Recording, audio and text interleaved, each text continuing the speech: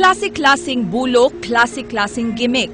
Nagkadaiyang stratehiya ang gigamit karon sa mga buot mulansar sa barangay elections.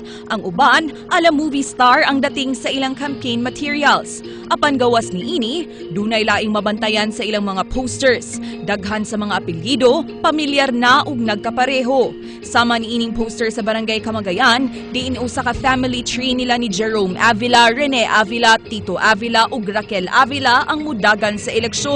Samtang ang uban, mga kabanay sa incumbent city officials. Sama ni Linda Andales nga mulansar pagkakonsehal sa barangay Pahina Sentral.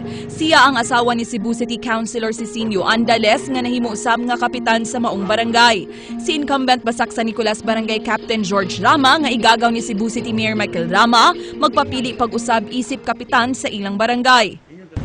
Ubo sa Article 2, Section 26 sa atong 1987 Philippine Constitution, nakalatib nga gikinahanglang hatagan ang tanan og patas nga oportunidad nga mukupot og posisyon sa gobyerno ug nga mahimong idili ang political dynasties kung makamugna na og usa ka balaod batok niini. Apan hangtod karon pakyas gihapon ang atong mga magbabalaod sa pagpasarok usa ka anti-political dynasty law, mao nga padayon gihapon naghari ang mga iladong political families dinhi sa atong nasod.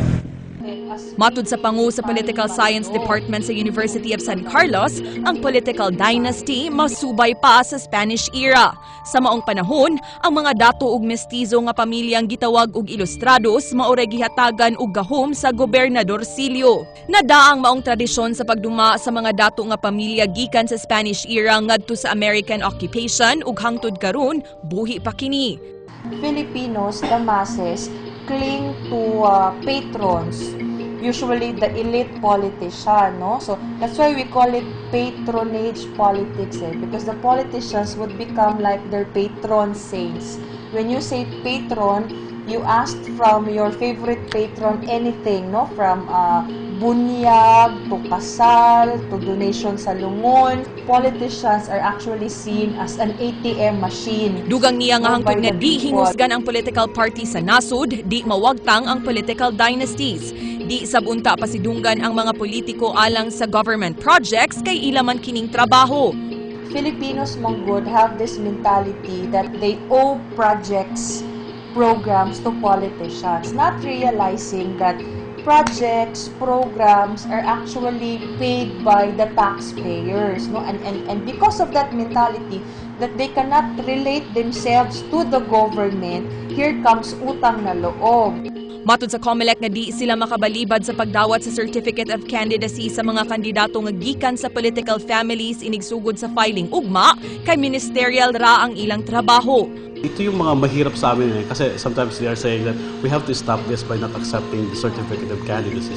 But unfortunately, that's not within the jurisdiction of the field officials. Dugang nilambino nga mas maayong mga bagong naong nasad ang managan sa eleksyon ug di kadtong nangaraan na sa politika. If we would have newer or different people who came from different background, different family, maybe we can have different approach also on how to run the government. And that's what I wanted. Para it would give an opportunity also for other people to govern and to run or to lead the government. Andrea Patenia, News 5.